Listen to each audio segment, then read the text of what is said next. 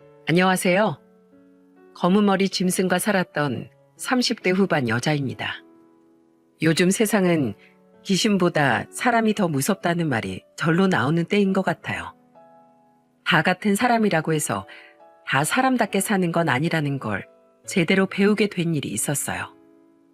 행복한 제2의 인생을 약속하면서 맺었던 100년 가약이 제 발목을 잡게 될 거라고는 상상도 못했습니다. 저는 부모님과 살면서 누구도 부럽지 않을 만큼 사랑을 듬뿍 받고 자랐어요. 사실 부모님이 절 금지옥엽 아끼셨던 이유 중에는 묻어둔 아픔이 있기 때문입니다. 저는 원래 외동딸이 아니라 집안의 장녀였어요. 밑으로 남동생이 있었는데 씩씩하고 언제나 성실한 동생이었어요. 그런 동생이 처음으로 아버지께 사달라고 조르던 게 오토바이였다는 게 화근이 된 거죠. 대학교에 입학한 남동생은 오토바이를 사려고 밤낮으로 아르바이트를 하러 다녔습니다. 그걸 본 아버지가 남동생을 다그치기도 했습니다. 넌 대학교를 입학했으면 공부를 해야지. 오토바이는 무슨 오토바이야. 나 고등학교 때부터 오토바이에 관심 많았던 거 아빠도 알잖아요. 이제 성인인데 정말 딱 한 대만 갖고 싶다고요. 그래도 안 된다니까. 내가 너 오토바이 사는 꼴을 어떻게 봐? 그러니까 제 돈으로 살게요. 요새 아르바이트해서 돈도 많이 모았어요. 아버지는 아르바이트까지 하면서 오토바이를 사겠다고 고집부리는 동생을 이해하지 못했어요. 그러다가 남동생 생일이 다가왔고 그때 남동생은 아버지께 진지한 목소리로 말했습니다. 아빠, 저 돈 조금만 보태주시면 안 될까요? 이제 돈 다 모아가는데 야간에 하는 아르바이트가 너무 힘들어요. 이러다가 밤에 일하다가 죽을 것 같아요. 너 그러면 이번 시험에서 장학금 받아와. 그러면 내가 네 말 믿고 모자란 돈 보태줄게. 정말요? 누나랑 엄마도 다 들었어요. 저 진짜 이번에 열심히 공부해서 장학금 받아올 거예요. 남동생은 아버지가 도와준다는 말에 소리를 지르면서 좋아했습니다. 그때만 해도 가족들은 남자이니까 하고 싶은 게 많을 나이라고 대수롭지 않게 생각했어요. 아버지도 남동생이 몇 개월째 아르바이트를 2-3개씩 하는 모습이 마음에 걸렸던 모양이었죠. 결국 남동생은 아버지가 도와준다는 말에 정말로 장학금을 받아온 겁니다. 오토바이가 얼마나 갖고 싶었으면 저렇게까지 할까 싶어서 아버지는 결국 남동생이 오토바이 사는데 도움을 주셨어요. 엄마도 남동생의 고집에 두 손 두 발을 들고 말았죠. 그렇게 몇 개월 뒤 남동생이 밤늦은 시간이 돼도 귀가하지 않았어요. 하지만 남동생은 가족들 전화를 받지 않더군요. 온 가족이 애타게 남동생 전화를 기다렸지만 남동생 소식을 전해준 사람은 경찰이었습니다. 경찰은 엄마한테 슬픈 목소리로 말했어요. 문지훈 씨 보호자 되십니까? 예, 그런데요. 누구시죠? 놀라지 말고 들어주세요. 오토바이가 신호위반 차량이랑 추돌사고가 났습니다. 지금 바로 병원으로 와보셔야 될 것 같습니다. 우리 지훈이가 병원이라고요? 네, 일단 응급실이에요. 보호자분께서 빨리 와보셔야 할 것 같습니다. 엄마는 남동생이 병원에 있다는 말에 들고 있던 핸드폰까지 놓쳤습니다. 같이 남동생을 기다리던 아버지와 저도 경황이 없었어요. 일단 경찰이 오라고 하니까 급히 병원으로 달려갔죠. 하지만 저희 가족이 도착했을 땐 남동생은 이미 미동도 없는 모습으로 누워 있었어요. 그걸 본 엄마는 소리내 울지도 못하고 그대로 실신했어요. 충격이 너무 컸는지 엄마는 그 자리에서 쓰러지고 만 겁니다. 아버지는 싸늘하게 누워있는 남동생의 시신을 확인하고 오열을 하면서 울었어요. 지훈아, 아빠야, 왜 이러고 있어? 어서 일어나야지. 앞으로 열심히 살겠다면서, 공부 열심히 해서 취업하면 효도하겠다면서, 아빠 왔잖아. 어서 일어나봐, 이놈 자식아. 부모만 이렇게 두고 가는 불효가 어딨어. 자식이 부모를 앞서가면 우리가 제정신으로 살겠냐고. 지훈아, 아빠 왔어. 일어나봐! 아빠는 미동도 없는 남동생을 끌어안고 오열을 하면서 울었습니다. 그 목소리가 얼마나 서럽게 들리는지 지금도 아빠의 울음소리가 귓전에 들리는 것 같아요. 저는 하루아침에 피투성이가 된 남동생을 보고 제가 꿈을 꾸는 거라고 생각하고 싶었죠. 아침까지만 해도 장난치면서 웃던 남동생과 병원에서 마주할 거라고 상상이나 했겠습니까? 그렇게 남동생의 빈소가 차려지고 나서도 저는 동생이 떠났다는 게 실감이 나지 않았어요. 영정 사진에 있는 남동생 사진을 보면서 엄마는 바닥을 치면서 오열했습니다. 우리 지훈이 사진이 왜 저기 있어? 이건 꿈이야. 이제 20살 된 애가 이럴 리가 없다고. 은영아, 이거 뭐가 잘못된 것 같아. 지훈이한테 어서 전화 좀 해봐. 엄마는 퉁퉁 부은 눈으로 저를 보면서 동생한테 연락 좀 해달라고 애원하셨어요. 아침까지만 해도 두 발로 멀쩡하게 걸어나간 아들이 영정사진에 담겨 있으니 엄마가 제정신일 리가 없었습니다. 엄마의 그런 모습을 보면서 조문객들은 엄마를 안고 다독였어요. 하지만 그 어떤 말로도 위로받을 수 없는 상황에 부모님은 하염없이 울기만 할 뿐이었습니다.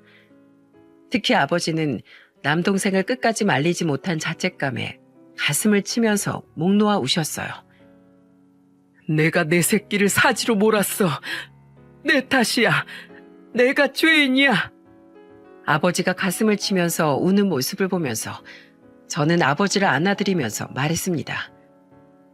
아빠, 아니야. 우리 가족 누구의 책임도 아니에요. 그땐 아빠도 남동생을 위해서 했던 선택이잖아요. 너무 자책하지 마세요. 저도 남동생이 떠난 감당 못할 슬픔에 힘들었지만 끝없이 자책하던 아버지가 너무 걱정스러웠어요. 저희 가족은 장례를 어떻게 치렀는지 기억도 안 날 만큼 목 놓아 울 수밖에 없었습니다. 부모님은 자꾸 남동생을 끝까지 말렸어야 했다면서 자책을 하셨거든요.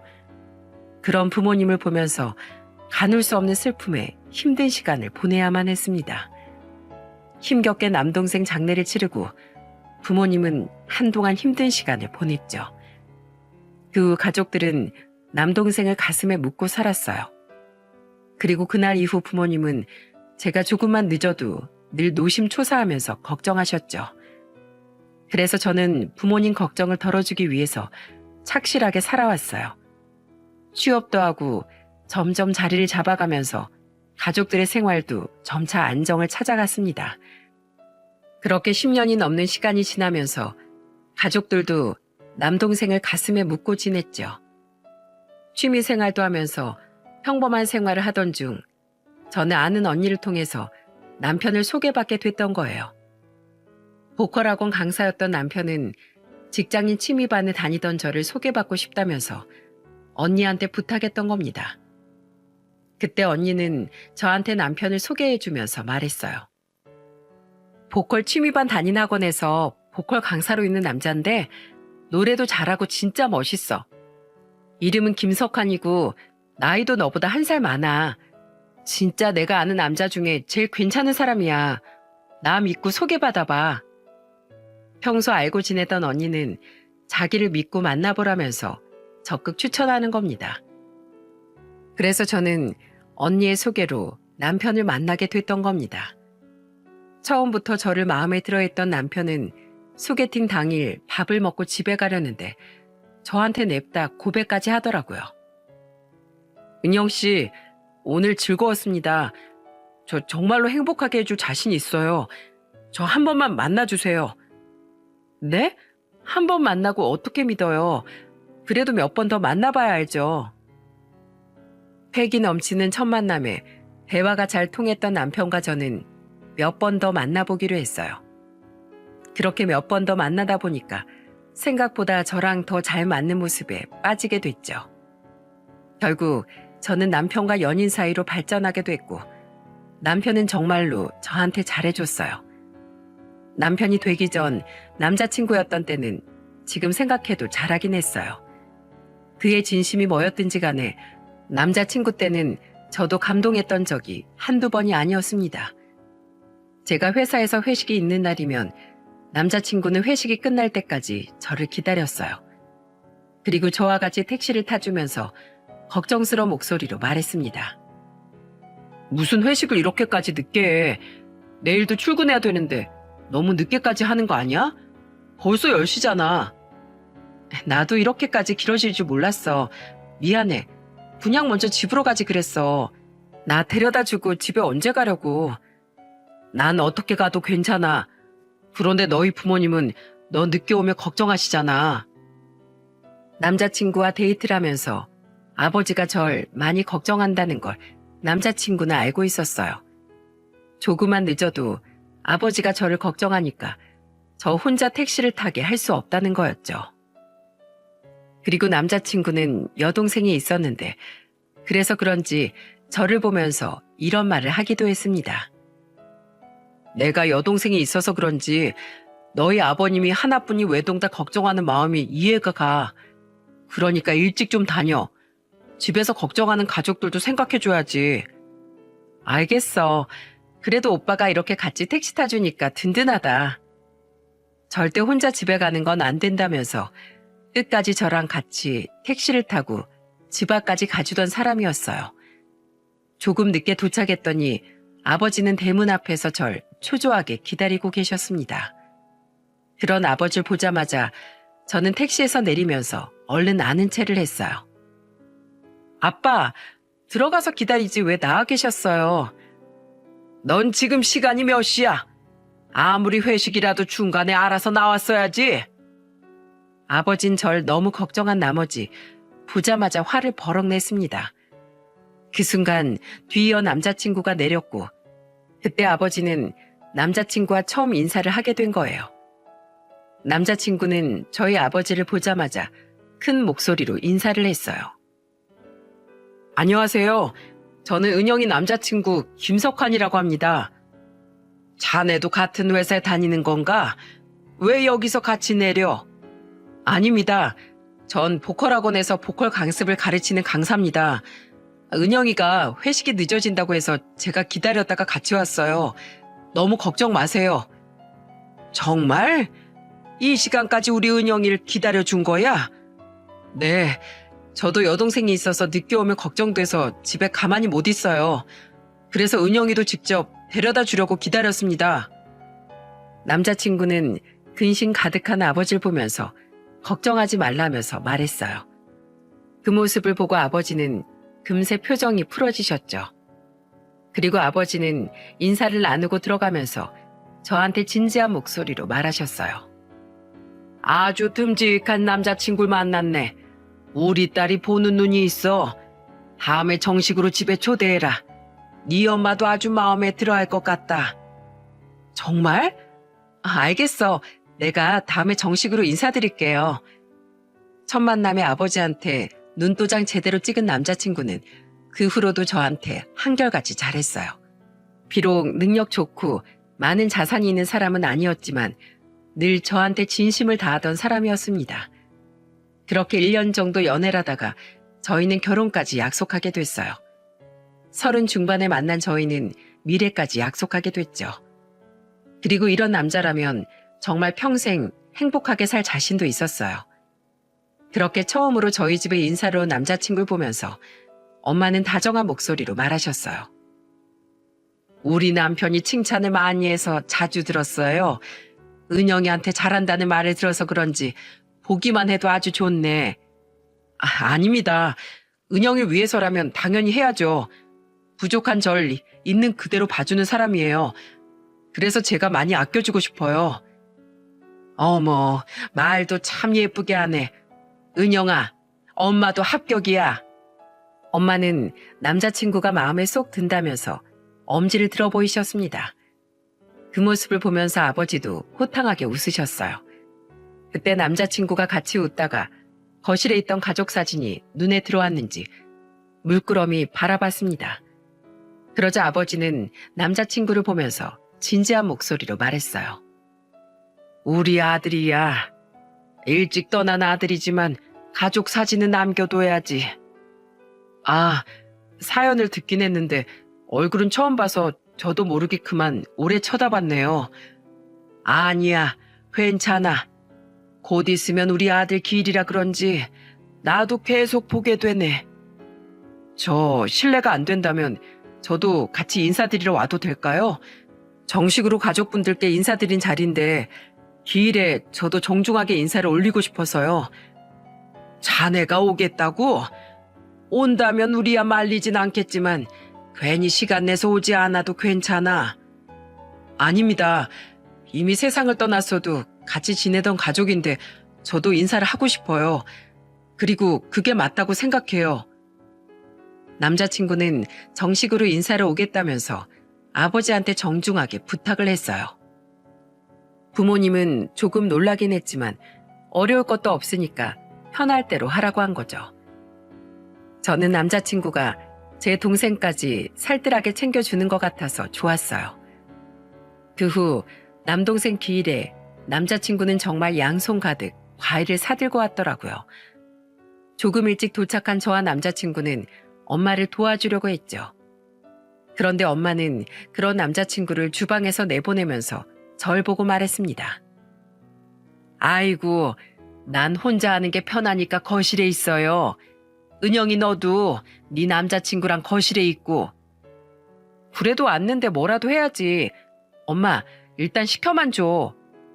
가만히 있는 게 도와주는 거니까 거실에 가 있어. 그렇게 엄마의 만류에 거실로 오게 됐죠. 그러자 남자친구는 갑자기 바지를 걷어올리더니 마당에서 세차 중인 아버지한테 가는 겁니다. 그러더니 아버지를 보면서 당당하게 말했어요. 아버님, 제가 세차 도와드릴게요. 저 세차장에서 알바했던 경력이 있어서 잘합니다. 뭐? 아유, 됐어. 옷 버려. 나오지 마. 세차가 제 주종목이에요. 일단 믿고 맡겨만 주세요. 아버진 한사코 나오지 말라고 말렸지만 남자친구는 아랑곳하지 않고 달려나가더니 세차를 시작했습니다. 초겨울 날씨라 쌀쌀했는데 이마에 땀방울까지 맺혀가면서 일하는 모습에 아버지는 감탄을 하면서 말했어요.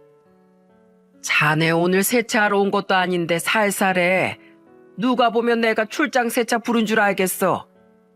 기왕 하는 거 제대로 해야죠. 오히려 운동도 되고 너무 좋은데요. 남자친구의 말에 아버지는 크게 웃으셨습니다. 그리고 그날 세차를 끝내고 들어오면서 아버지는 오랜만에 즐거운 표정으로 들어오시더군요. 제사를 다 지내고 아버지는 술 한 잔을 남자친구에게 따라주면서 말했습니다. 난 자네가 정말 마음에 쏙 들어. 우리 아들이 살아있었다면 자네처럼 잘 자랐을 것 같아. 내가 건물이 하나 있는데 우리 아들이 나랑 같이 그 건물 쓸고 닦던 애야. 그 생각이 나서 그런지 자네만 보면 우리 아들이 생각나. 과찬이세요. 아마 저보다 더 훌륭하게 컸을 거예요. 이렇게 사랑이 넘치는 가족들이 곁에 있어서 생신에 많이 행복했을 것 같아요. 자네가 그렇게 말해주니까 너무 고맙구만. 내가 그동안 죄인처럼 살았어. 아직도 내 잘못 같아. 아니에요. 누구의 잘못도 아니라고 생각합니다. 모든 건 사고였잖아요. 그러니까 이만 마음의 짐을 내려놓으세요. 아버지를 위로하는 남자친구를 보면서 저는 너무 고마웠어요. 아버지는 남동생이 떠난 뒤부터 술만 마시면 자책을 하셨거든요. 그 모습이 마음 아프면서도 위로할 방법을 몰랐는데 이렇게 위로를 해주니까 너무 고맙기만 했습니다. 말도 예쁘게 하고 행동까지 야무진 남자친구를 보면서 부모님은 마음에 쏙 들어 하셨어요. 그리고 저희는 양가 어른들의 축복 속에 결혼식을 올리게 됐죠. 그런데 저희 부부는 한 가지 다른 점이 있었어요. 바로 남자친구의 생각지도 못한 제안에 저희 부부는 부모님 집에서 신혼을 시작하게 된 겁니다. 결혼 전 남자친구는 저와 상의 끝에 아버지께 진지한 목소리로 말했어요. 아버님, 저희 아버님은 허락하신다면 여기서 신혼 시작하고 싶습니다. 뭐? 여기서? 우리야 은영이가 갑자기 나가면 적적할 것 같았는데 여기서 산다고 하면 우리야 좋지. 그런데 자넨 괜찮겠나?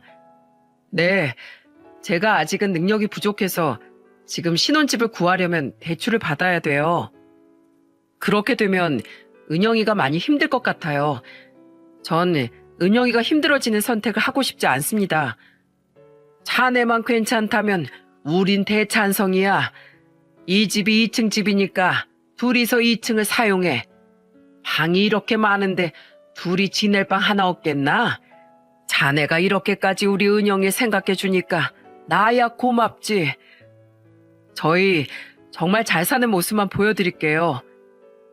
남자들한테 처가살이가 쉽지 않다는 걸 알기 때문에 저도 처음엔 의아했어요. 하지만 남편의 단호한 선택에 저는 정말 좋은 남자와 결혼했다고 생각했죠. 결혼 후 초반에는 남편도 정말 가정적이었어요. 특히 배려심 깊은 모습에 저도 놀랄 때가 있었습니다. 한 번은 엄마가 건강검진을 가는 날이었는데 남편이 그 전날 걱정스러운 목소리로 엄마를 보면서 말했어요. 장모님, 내일 건강검진 가신다면서요? 제가 같이 가드릴게요. 자네 그것도 기억하고 있었나? 바쁜데 굳이 안 따라와도 괜찮아. 은영이가 같이 가준다고 했으니까 걱정 마. 아니에요. 수면 내시경 받으시고 나면 걷는 것도 힘드실 텐데 당연히 제가 모셔야죠. 이럴 때 사이 부려 먹으라고 제가 여기서 지내는 겁니다. 우리 사이가 이렇게 속이 깊은 줄 몰랐네. 내가 또 한 번 놀랐어. 은영아, 엄마 병원 갈 때 사이랑 갈 테니까 넌 회사 가. 저는 엄마가 남편과 같이 병원에 가겠다고 하는 말에 깜짝 놀랐어요. 그리고 엄마가 병원 가는 당일 남편은 정말로 엄마 차를 대신 운전해서 보호자로 동행한 겁니다. 그날 저녁 아버지는 엄마가 병원에 남편과 갔다는 말에 놀라 남편을 보면서 물었어요. 자네, 학원 일은 어쩌고 장모랑 병원을 다녀왔어? 오늘 수업이 없는 날이기도 했고 어쩌다 시간도 맞아서 제가 갈 수 있었어요. 수면 내시경도 하신다길래 제가 간 거예요.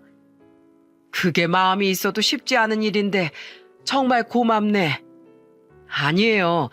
그냥 사위이자 아들이라고 생각해 주세요. 저도 그게 편해요.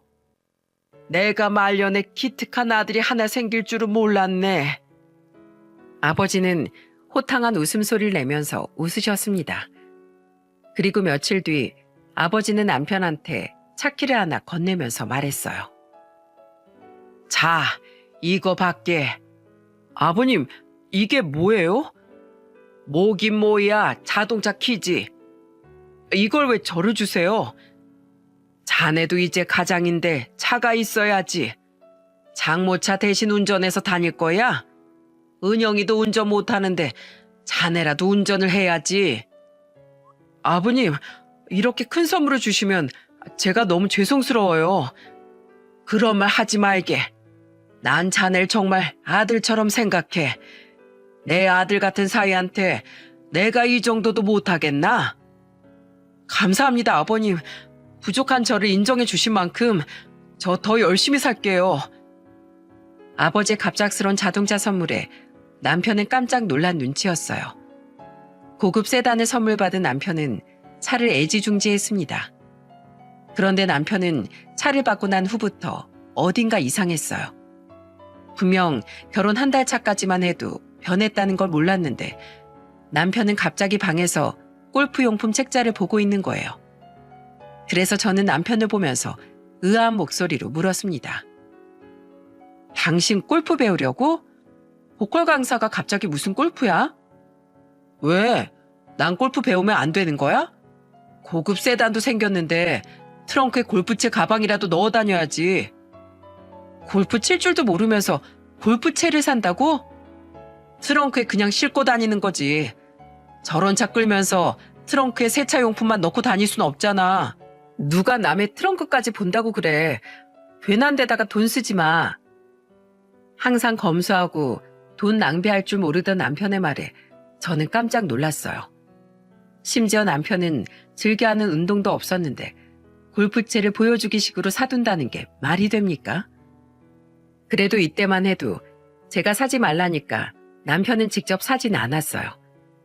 그렇게 며칠 뒤 아버지는 거실에서 걱정스러운 목소리로 통화를 하고 있었죠. 아버지는 8층짜리 건물이 있었는데 오래 관리하시던 분이 갑자기 집안 사정으로 그만두시게 된 거예요. 그래서 아버지는 급하게 관리인을 구하느라 진땀을 빼고 있었습니다. 그때 남편은 그 이야기를 듣고 아버지를 보면서 소리쳤어요. 아버님, 제가 당분간 관리할게요. 뭐? 자네 학원 일은 어쩌고? 나 시간엔 수강생도 별로 없으니까 제가 가서 좀 도울게요.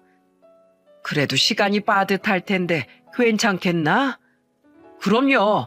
제가 차도 선물 받았는데 그 정도는 해야죠. 그거야 내가 자네한테 주는 선물이니까 너무 마음 쓰지 마. 그래도 자네가 도와준다고 하면 내가 금방 구할 테니까 좀 도와주면 고맙지. 8층짜리라서 나 혼잔 조금 무리가 있거든. 그럼요. 저만 믿고 맡겨주세요. 남편은 정말 집안일이라면 가장 먼저 발벗고 나섰어요. 그런데 저는 남편이 대체 건물 관리를 어떻게 하려는지 의아했습니다. 남편은 연예인 지망생들도 보컬 강습을 했기에 오전에도 일이 있었거든요. 그래서 저는 궁금한 목소리로 남편한테 물었어요. 여보, 진짜 시간이 나는 거야? 학원은 어쩌고? 걱정 마. 다 시간이 나니까 하는 거야. 오전에도 수업이 꽉 차 있는데 어떻게 하겠다는 거야? 내가 알아서 할게. 아버님이 급하신데 내가 도와야지. 장차 그 건물이 우리 건물이 될 수도 있잖아.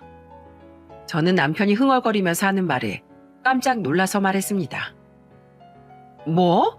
그 건물은 아버지 건물이지 내 건물이 아니야. 제가 이렇게 말하자 본인도 모르게 나온 말이었는지 남편은 깜짝 놀라면서 자기 입을 때리면서 말했어요. 이놈의 입. 내가 말실수했어. 신경 쓰지 마. 남편의 말에 정말 깜짝 놀랐어요.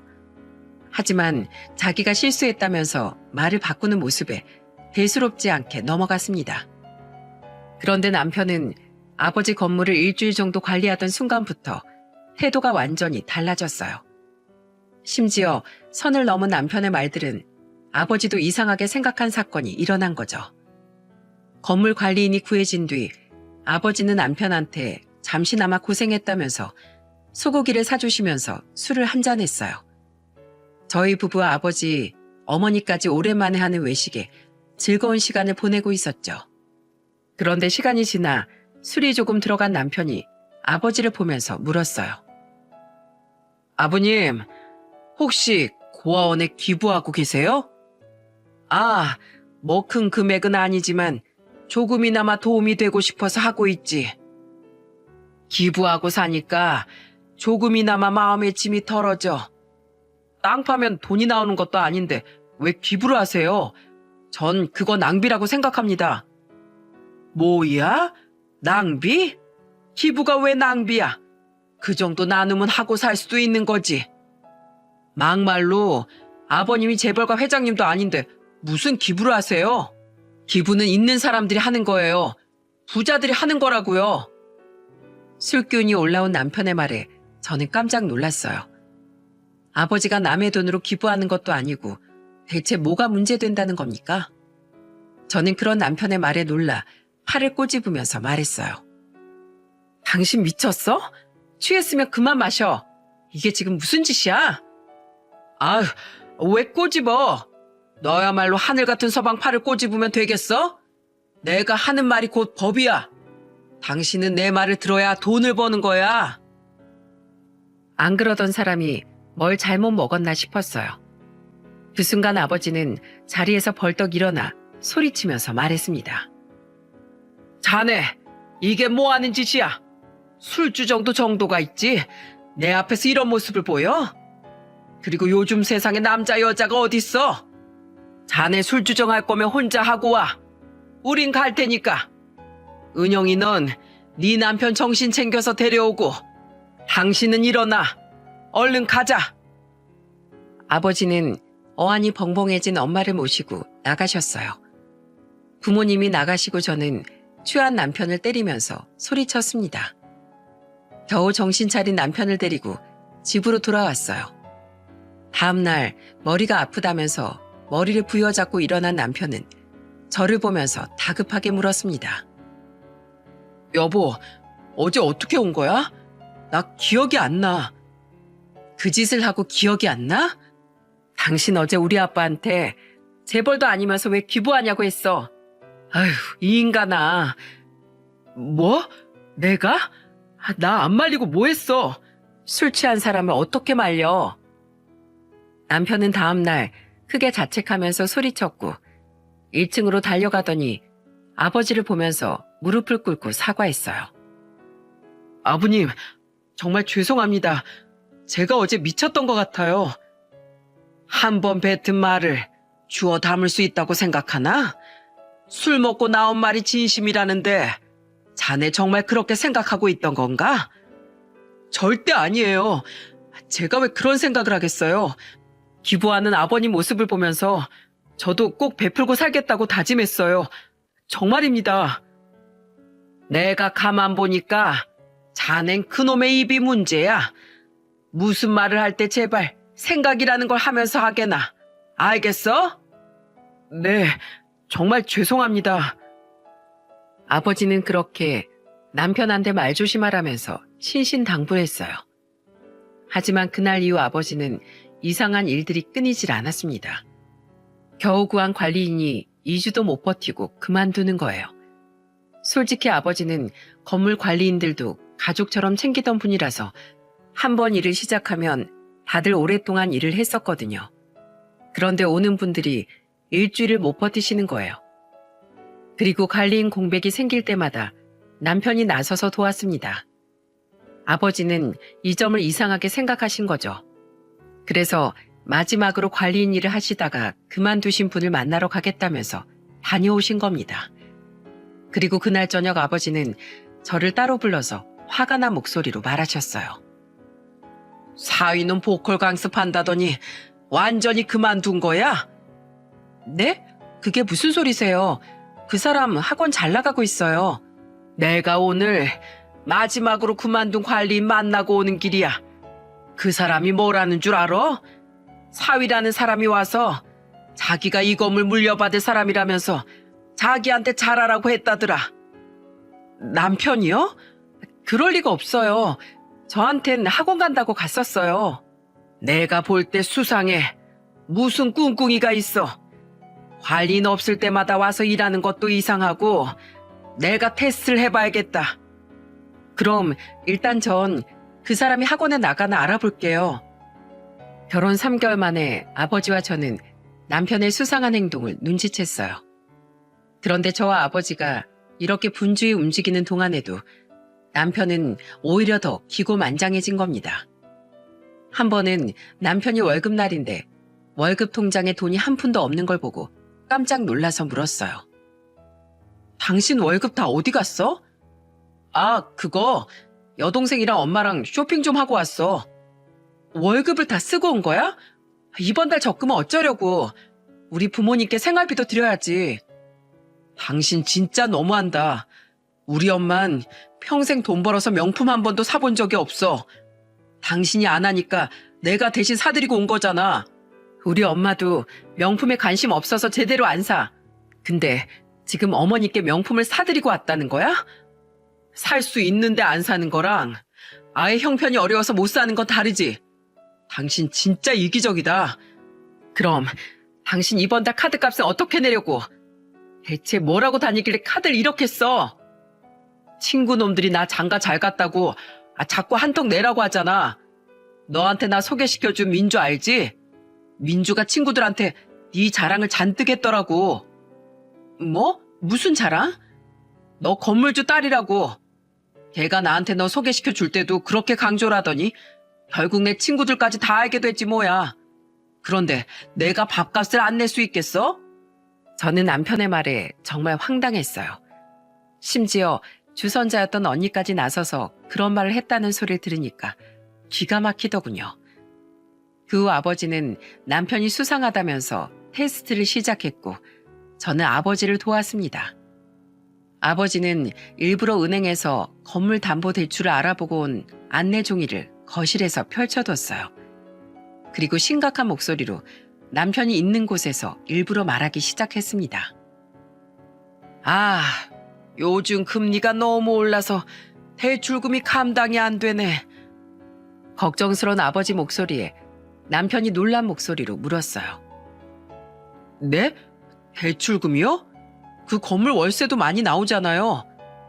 건물 지을 때 대출을 받았는데 그게 아직 정리가 안 됐어. 근데 이렇게 금리까지 오르니까 원금의 이자에 아주 감당이 안 되네. 그러다 건물 넘어가면 어떡해요? 못 갚으면 건물이라도 넘겨야지 어쩌겠어. 그렇게 무책임한 말이 어딨어요. 얼른 대책을 찾아야죠. 자네가 왜 난리야? 네? 전 그저 걱정이 되니까 그렇죠. 자네 마음 다 알아. 걱정 마. 나도 다 방법을 찾아볼 테니까. 아버지의 말에 남편은 깜짝 놀라서 어서 방법을 찾아야 하는 거 아니냐면서 펄쩍 뛰었어요. 그걸 보면서 아버지는 속으로 이놈이 걸려들었구나 생각하셨대요. 그리고 아버지가 어려워진 척하면서 집에서도 술을 한 잔씩 하셨어요. 마른 안주에 소주를 마시는 아버지를 보면서 남편이 뭐라고 했는 줄 아십니까? 아버님, 건물이 넘어갈지도 모르는데 안주에 술이 넘어가세요?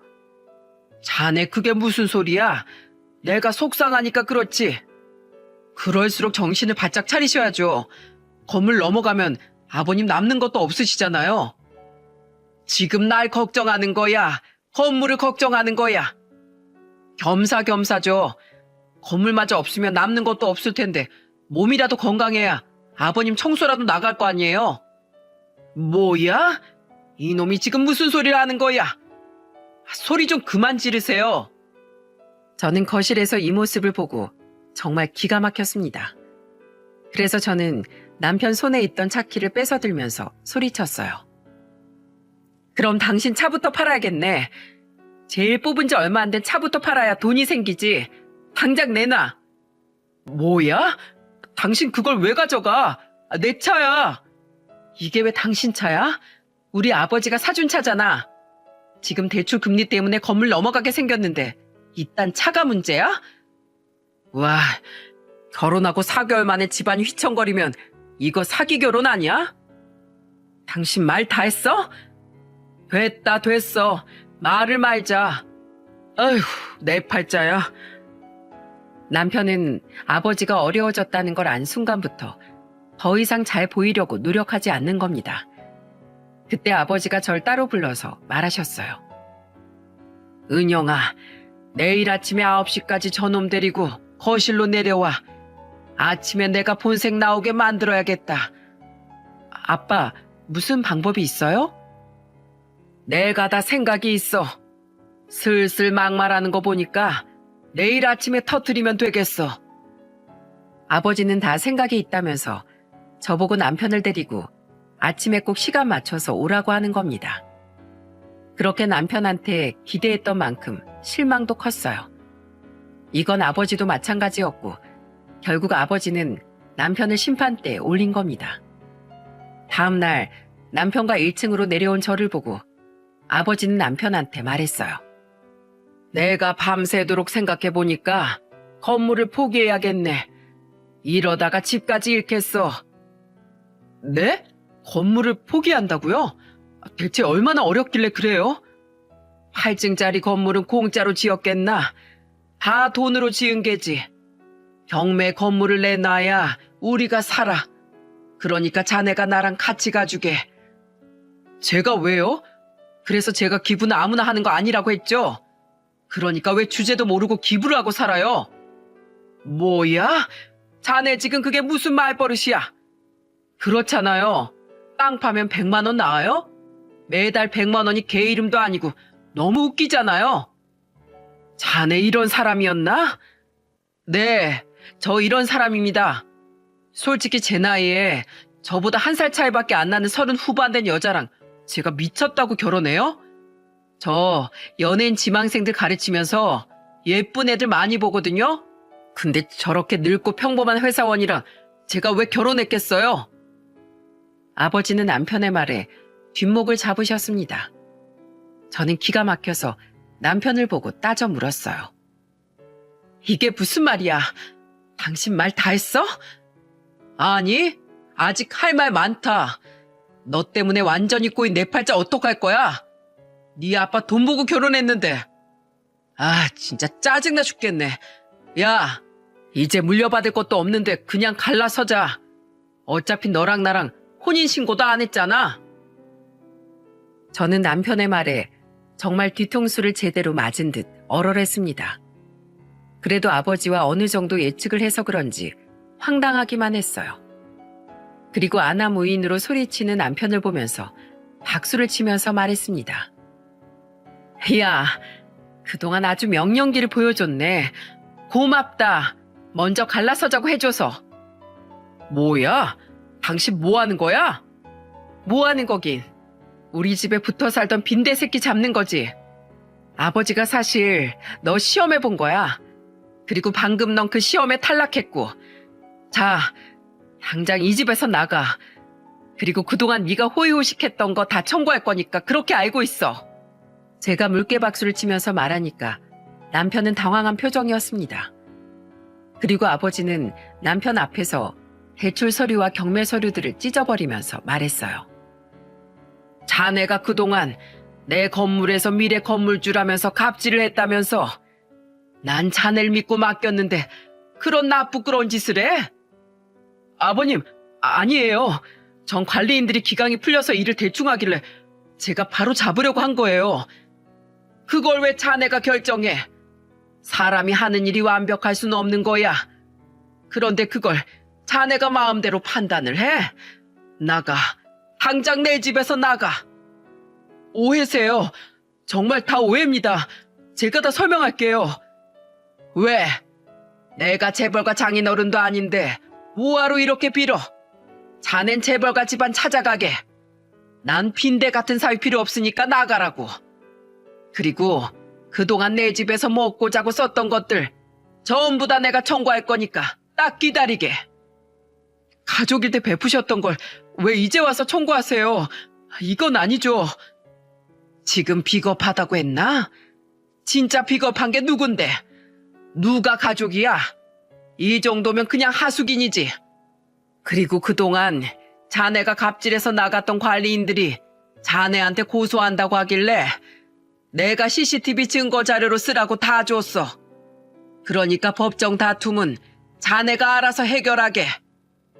아니, 이런 법이 어딨어요. 전 정말 아버님 건물 지키려고 했던 거예요. 웃기고 있네. 내가 네 사탕 발림에 속을 것 같아? 넌 그냥 그 건물이 갖고 싶던 거잖아. 떡 줄 사람은 생각도 없는데 혼자 넘겨짚더니 꼴 좋다. 어서 나가. 당장 나가라고. 저는 미리 싸둔 남편 짐가방을 던졌고 결국 아버지 손에 끌려서 남편 놈은 질질 끌려서 나갔습니다. 엄마는 남편이 쫓겨나자마자 굵은 소금을 뿌리면서 소리쳤습니다.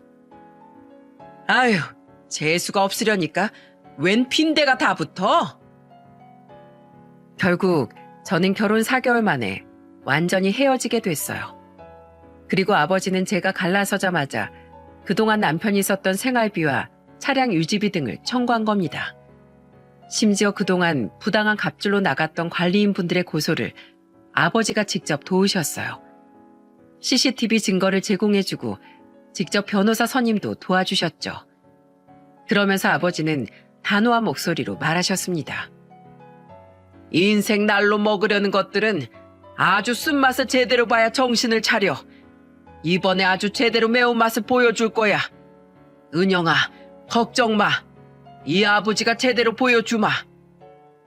괜히 저 때문에 죄송해요. 인간은 누구나 실수를 해. 하지만 본성이 못된 놈은 아주 매운맛을 봐야 정신을 차려. 그 후 아버지는 이혼 후 피해 보상과 갑질 관련 정신적 피해 보상 고소를 돕기 시작했어요. 하지만 전 남편은 그걸 감당할 상황이 아니었습니다. 왜 그랬는 줄 아십니까? 그동안 건물 물려받을 거라고 믿고 수강생 관리를 제대로 안 했거든요. 그래서 다니던 학원에서도 근무 태만으로 보기 좋게 잘린 겁니다. 심지어 그동안 시간이 많았던 것도 수강생이 점점 빠져나가고 있던 건데 그걸 알면서도 사람들한테 자기를 미래 건물주라면서 큰 소리를 뻥뻥 쳤다는 거예요. 진짜 어이없지 않습니까? 그렇게 시간이 지나 고소장을 들고 전 남편 놈이 집까지 찾아왔더라고요. 수영까지 덥수룩하게 길러있는 모습으로 나타난 전 남편은 집을 나오는 저와 아버지를 보면서 바닥에 납작 엎드리면서 오열했어요. 장인어른, 제가 어리석었습니다. 이번에 제대로 배웠어요. 다시 받아주신다면 정신 차리고 살겠습니다. 저 학원에서도 잘려서 합의금도 없어요. 합의금은 고사하고 위자료 줄 돈도 없다고요. 그럼 정정당당하게 노동을 해야지. 고작 한다는 게 비는 거야? 에라이 한심한 놈아. 당장 썩 꺼져. 내가 너 같은 놈을 아들 같은 사이라고 생각한 게 한심하다. 당장 꺼져. 제발 한 번만요. 은영아, 우리 사랑했잖아. 제발. 저는 사랑했던 사이에 이럴 수 있냐고 애원하는 전 남편을 보면서 단호하게 말했습니다. 네가 날 사랑해? 넌 내 뒷배경을 사랑한 거잖아. 네 본색 제대로 알았어. 우연이라도 넌 마주치기 싫어. 비켜, 이 빈대 같은 놈아. 아버지는 끝까지 안 가려는 전 남편을 경찰에 신고했어요. 결국 빈대 같던 놈은 접근 금지 판결이 나서 근처에도 못 오고 있답니다. 지금은 이 사건이 끝난 지 6개월이 지났네요. 아직 사람에 대한 배신감에 치가 떨려요. 저런 빈대 같은 놈을 소개해준 언니와는 바로 손절했습니다. 자기는 끝까지 그런 사람인지 몰랐다고 했지만 사람은 끼리끼리 논다고 하죠. 그래서 저는 뒤도 안 보고 손절했습니다. 이런 사연을 보내는 이유도 여러분들이 곁에 사람을 잘 둬야 한다는 깨달음을 함께 나누고 싶어서 보냈습니다. 정말 집안에 사람 한 명 들어오는 일이 이렇게 중요한 일이라는 걸 늦게나마 알았습니다. 빈대가 초가삼간을 다 태운다고 하죠. 그래서 많은 분들이 저와 같은 상황을 피해가길 바라는 마음에 이렇게 보냈답니다.